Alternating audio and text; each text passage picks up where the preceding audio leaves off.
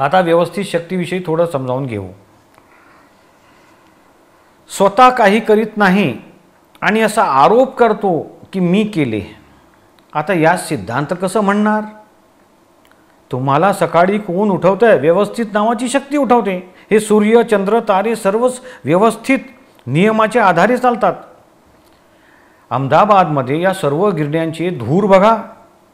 हे काळं धूर ते आकाशामध्ये सोडतात, पण त्या स्वच्छ करून परत व्यवस्थित शक्ती त्याला व्यवस्थित करते. नाहीतर या अहमदाबादमधले लोक तर गुदमरून मरून गेले असते की नाही.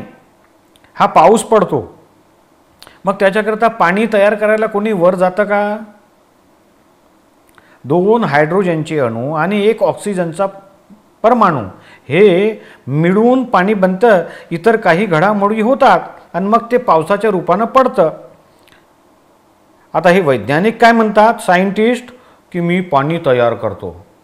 अरे बाबा, तू पाणी तयार करतो, तुला जर हायड्रोजनचा 1 परमाणू दिला, ऑक्सिजनचा 1 परमाणू दिला तर करून दाखवशील?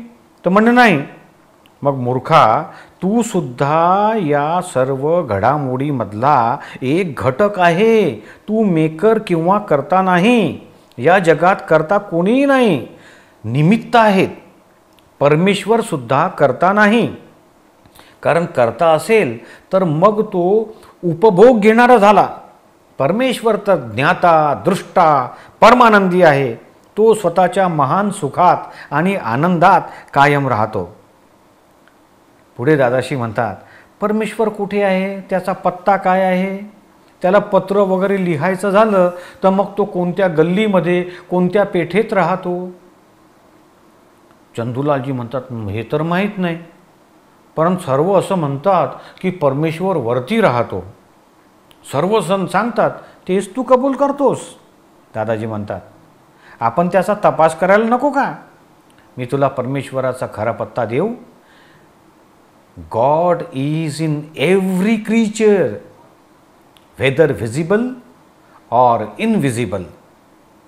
परमेश्वर हा प्रत्येक दृश्य आणि अदृश्य प्राणी मात्रात आहे. तुझ्यामध्ये, माझ्यामध्ये.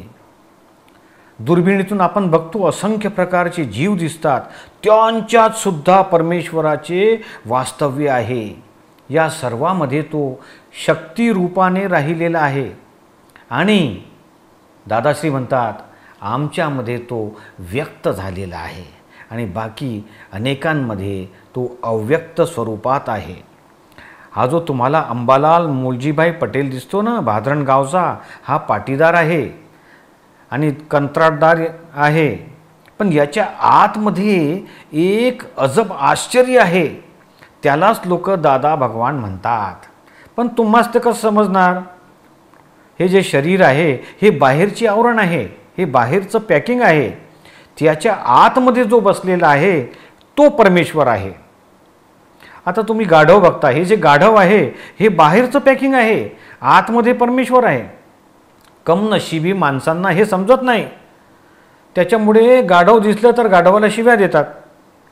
अरे त्याची नोंदणी आत परमेश्वर करतो की मला गाढव म्हणता, जा मग एक जन्म तुला सुद्धा गाढवाचा मिळणार. बाहेरचे पॅकिंग कसेही असो, सागाची असो, आंब्याची असो, व्यापारी पॅकिंग बघतात की माल बघतात? आतील माल बघतात ना. मग आपल्याला आवरणाशी काय घेणं देणं? आपलं काम बाहेरच्या आवरणाशी आहे की आतील वस्तूशी आहे? पॅकिंग सडलेलं असेल, तुटलेलं असेल, पण आतला माल चोखा चांगला आहे हे बघतो ना आपण.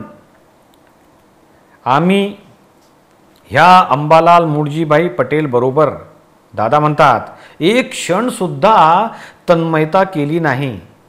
जेव्हा आम्हास ज्ञान प्राप्त झाले तेव्हापासून हा देह माझा पहिला सोबती. This is my first neighbour. परमपूज्य दादाजी म्हणतात, मी त्याच्याशी शेजाऱ्याप्रमाणे राहतो.